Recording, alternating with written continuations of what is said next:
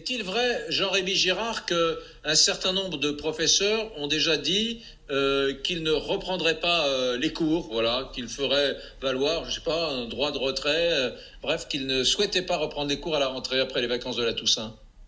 Alors nous, on n'a pas eu ce cas-là qui nous est remonté. Ça ne veut pas dire qu'il n'y en a pas qui ne sont pas sur cette position. Nous, au SNALC, on n'a pas été contactés pour ce genre de position-là. Ceux qui sont très anxieux, c'est ceux qui sont personnes à risque, mais a priori, eux, de toute façon, ne reprendront pas quoi qu'il arrive avec les textes actuels. Ils seront en télétravail ou en autorisation spéciale d'absence. Ils sont personnes à risque de la liste large, celle qu'on avait en avril-mai dernier.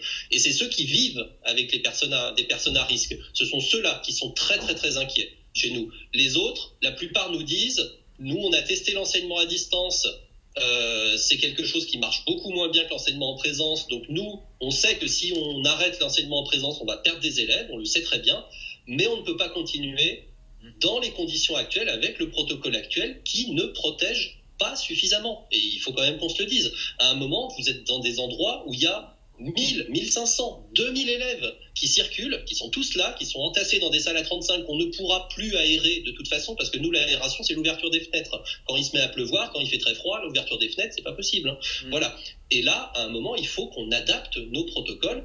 Et il aurait fallu, une fois encore, je suis désolé de parler au passé là-dessus, mais il aurait clairement fallu qu'on l'anticipe. Là, je vais le dire très clairement sur votre antenne, on n'a rien anticipé à l'école publique.